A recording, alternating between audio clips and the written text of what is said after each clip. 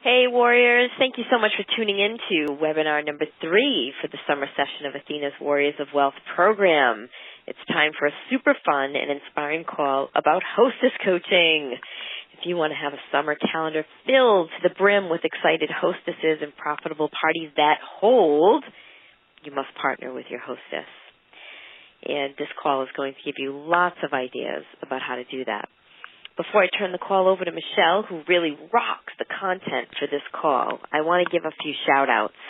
Jen Natolo, past weekend, had an $849 party. Our mermaid goddess, CC Valero, she had an awesome $893 party with just 7 guests. Holly Farquhar, she had a $940 party this past weekend with 5 party leads and a recruit lead. And, of course, there's Sunshine Yolanda Miller, who got to sing her $1,000 party song surrounded by her goddess friends and sisters. Congratulations, Sunshine. Dawn West. Oh, Dawn. Dawn got to sing her song. She got $1,000 in outside orders. Holy moly, go Dawn. That's amazing. Wouldn't you love to have $1,000 in outside orders every week? Yeehaw! And Danielle Potter, she had a $1,600 party this past weekend. Wow. I am so excited to read about your successes in the WOW Facebook community. Keep those stories of success coming. They're so inspiring to everyone. And I'm just blown away by those of you that have already hit your $6,000 WOW sales goal. So kudos to you, Chrissy Shedd and Jen LaValle, Olivia Durkee, Katrina Vidal, Kelly Lonergan, and Lauren Goyette. If you haven't hit your WOW goal yet, that's okay. You still have 77 days to make this totally attainable goal. And not only make lots of money all summer long, but to achieve the spoils of war and receive a free new toy from the holiday line at the September meeting. You know you want a free toy. I want to give you one. So I'm keeping it short this week because Michelle has so much content to give you. So I'm going to challenge you like I always do every week to turn off your social media. Tune out your distractions, grab a notebook, and open yourself up to the ideas that are presented here. Whether you're a veteran or brand new, listen, she's got a lot of great content for you. You're going to hear code words throughout this call, so listen carefully. The code words or word let us know that you were here and go towards your spoils of war. And your first code word of this call is happy, H-A-P-P-Y. First code word is happy. And now it gives me great pleasure to present to you Goddesses and Adoni, your WOW moderator for the summer session, Michelle Archer. Take it away, Michelle. Welcome back to Summer Boot Camp Series 3, Building Power Hosts and Hostesses. Let's dish about this concept of power hostesses. Aren't they either a great host or they're not a great host? They know how to host a home party or they don't? Absolutely not. All hosts need to be taught how to throw a really great home party. The number one reason that people say no and don't want to host is because they've had a bad experience in the past. They hosted something with low turnout where no one came, or worse, one person came, and it hurts their feelings when no one shows up to their party. Or they had low sales or no sales. Ultimately, it's up to you. You are the expert. This is your area of expertise, home parties and throwing them. She or he needs your help to have a successful event. And very often, we don't want to coach them or help them, in effect, because we don't want to make it seem hard or put requirements on them. We're so grateful that they said yes that we don't want to do anything that might make them say no, including making this look like work. And at the end of the day, throwing a party is a little bit of work. It's full of rich rewards, so it's worth it. But there is a little bit of work. Every host's worst fear is that empty living room, and it's up to you to make sure that that doesn't happen through wise counsel, if you will. And this is what we do through the host coaching process. You may have heard it called. It isn't telling people what they have to do. It is saying, I do this for a living and I'm a professional. Here are the things that you can do that will ensure a successful event. And while we're on the subject, so many people like to default to that social media party, the Facebook party is normally what it is because it looks easier. In reality, a Facebook event or any kind of social media event or party is actually more difficult. It's harder to get traction. It's harder to get noticed. We remove from the equation the ability to experience the product, to try the product, and the group dynamic. And if you've done many group selling situations, many parties, home shows, what you find is they begin to sell each other. That group dynamic takes over. And someone says, "Ooh, I really love that. Did you see this? Oh, I think I'm going to get one of those for my sister-in-law." That increases your sales. So when we default to a social media event, we lose all of the beauty, if you will, the magic in the group selling dynamic. Now, we're certainly going to talk about how to leverage the social media side because it is valuable. But when that host immediately says to you, "Can I do a Facebook party instead?" it's up to you as a professional to say, "I'm happy to do that for you. However, here's my experience, or here's what I find. It's more work in the long run, and it's going to yield you fewer orders and fewer rewards. With a little bit of focus, a few text messages and phone calls here and there, you can have an incredible home party and be richly rewarded. Your friends are going to have a great time, and ultimately will be more successful when we do it live than when we try and duplicate that experience via social media." So let's walk through the talking points here, and I want to remind you that your conviction and your enthusiasm and your commitment to the process is the most important ingredient to success. Let's dive in here and take a look at the slides. First thing, reminding you, the top fear of every host is that empty living room, and it's your job to ensure that none of your hosts ever have that experience. When you do that, you will find these hosts that come back to you over and over again and book and refer bookings to you as well. So the top fear is an empty living room. The top complaint is lack of content. And when they have a bad experience, when they have a bad home party, they're going to blame you because you didn't tell them what they needed to do. They never heard from you. That's what I hear from hostesses all the time as we do research at DSI. The number one thing they complain about is, "I never heard from my representative until the night before my home party." So you want to communicate often. You want to keep them on track. This is not as important to them as it is to you, and it may be very, very important to you. Keep them excited. Think of every host as a helium balloon with a slow leak, and periodically you've got to come back by and give them a dose of helium to keep them going. We do this through new products, and I love themes. Themes give your host a talking point. And if you don't give your host something to say, they say things like, "So worried no one's going to show up. Ooh, gee, that sounds like fun. I'm so glad you invited me," right? So a theme gives them something exciting to say. So I always look at a product line and I think, what is it about this product line that's fun? What kinds of themes does it lend itself to well?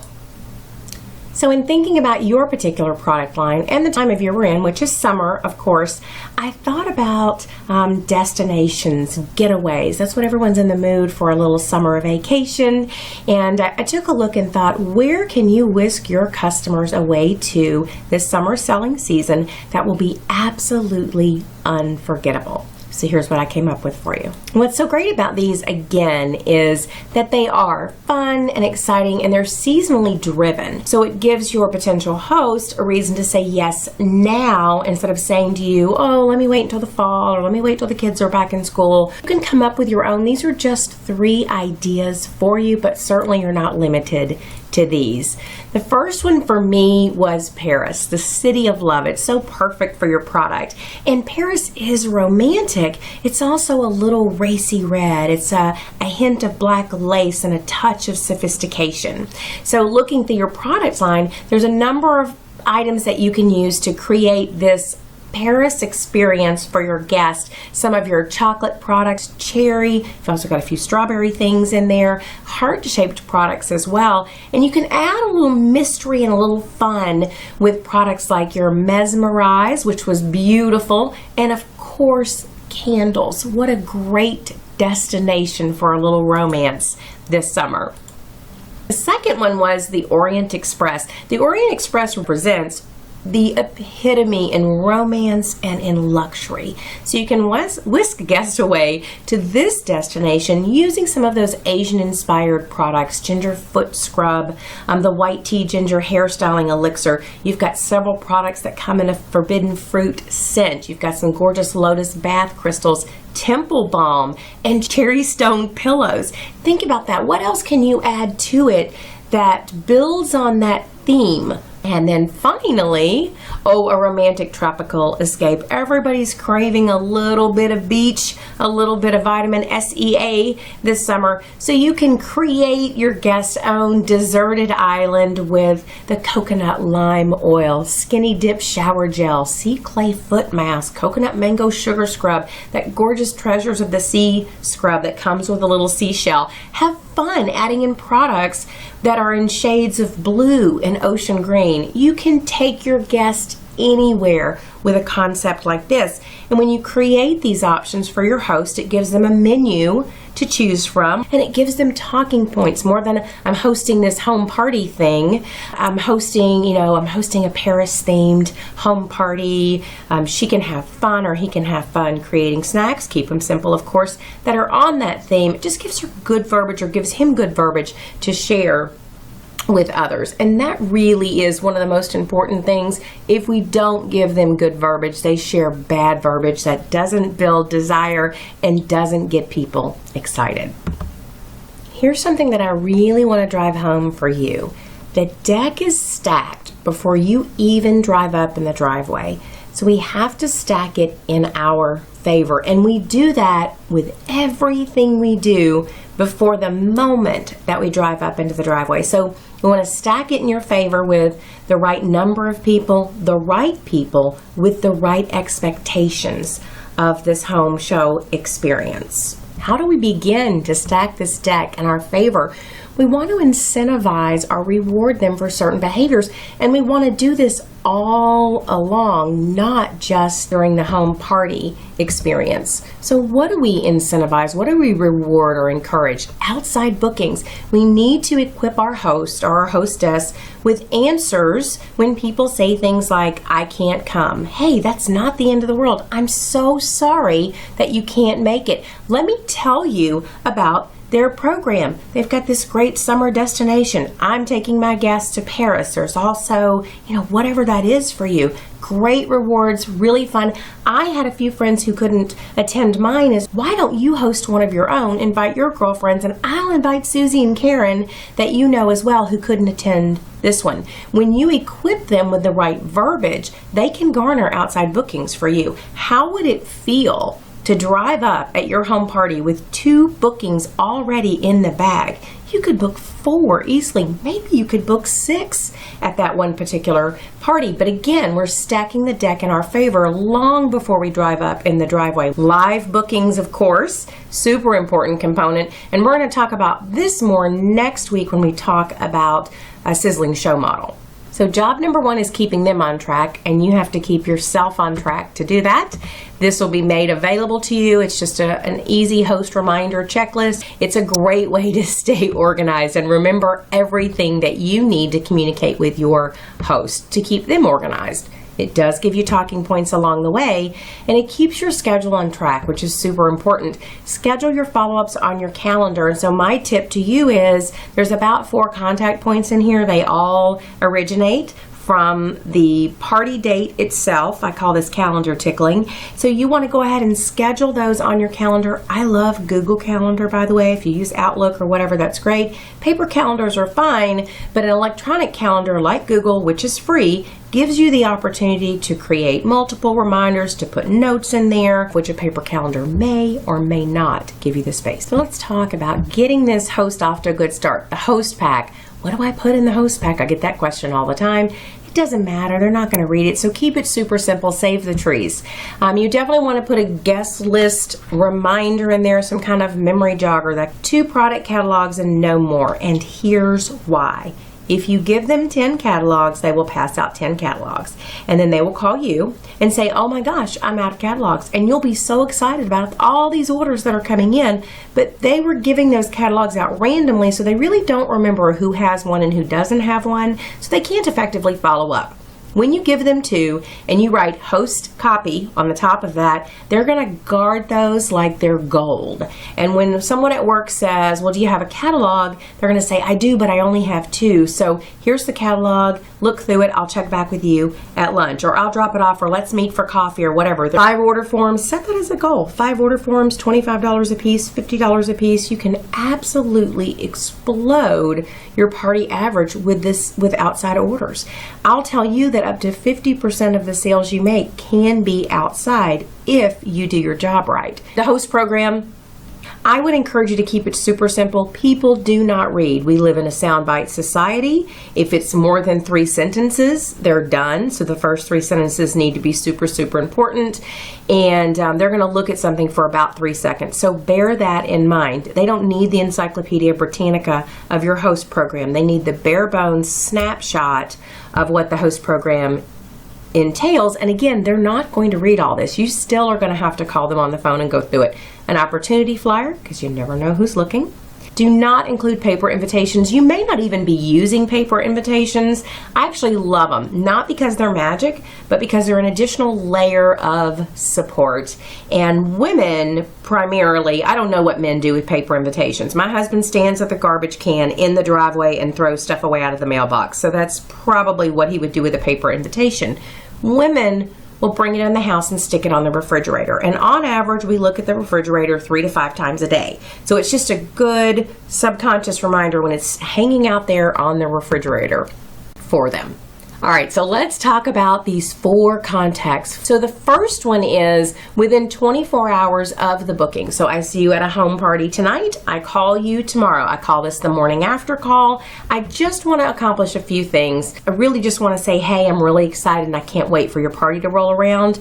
As a tip, try not to book more than 3 weeks out. You can accomplish this by only offering the next 4 weeks and doing hot dates, which I know we talked about before in the booking piece. They'll book where you lead them. When we ask them, when would you like to do it, you're going to already start to get answers like sometime in the fall or maybe before Christmas or, next January, who knows.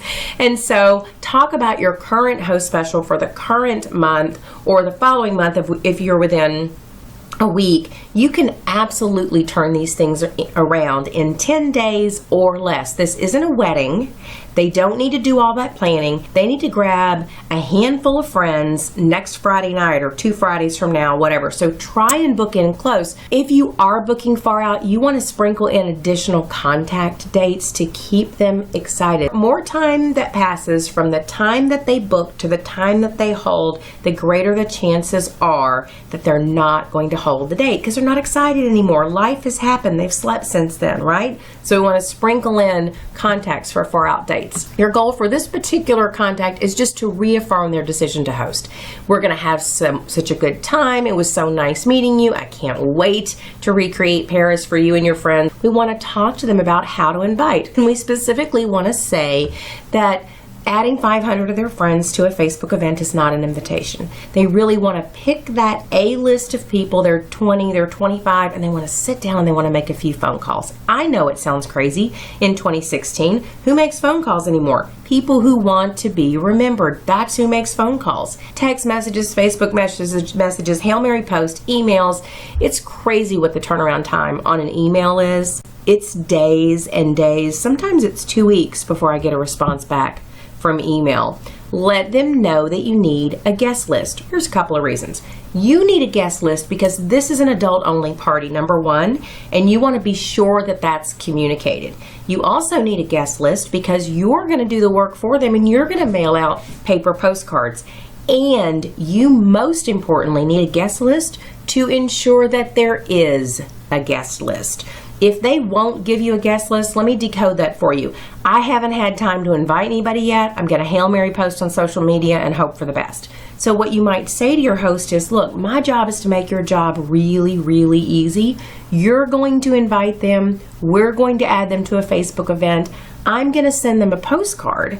Now you can make it fun by doing a lucky winner, and you can say, oh, one of the fun things I do for all of my home parties is one of your guests will be a lucky winner. They're going to have a sticker on their particular paper invite, their snail mail invite, and whoever has that sticker wins. So we want to be sure and get those in the mail. You can also tell them, what I find is when we mail out paper postcards, we have a better turnout, and I'm working for you at the end of the day, right? I'm here to help you make this successful for you. So when you call to invite them, when you text them, which is what they'll probably do, but say call, double check their physical mailing address. All right, give them words to use when inviting. You really want to focus them on 12 confirmed guests. Sometimes they get it in their head that they need 20 or 25 or 40 people or whatever. You just tell them 12 confirmed, and here's why.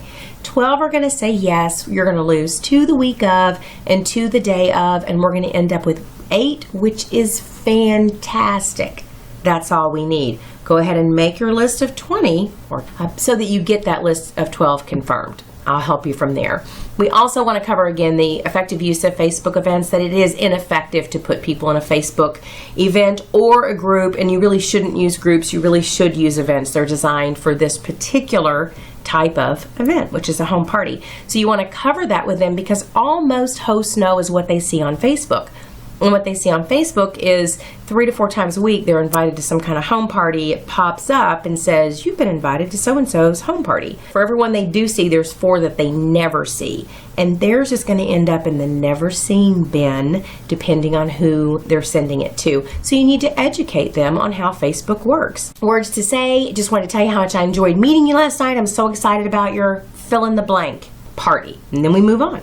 Now, normally, if we booked in within our 3 weeks, this is our normal progression. Remember that I said if you're booking out further than 3 weeks, you're going to have to sprinkle in some other contact dates in here. Remember that the helium balloon with the leak. So contact 2 is 10 to 14 days out.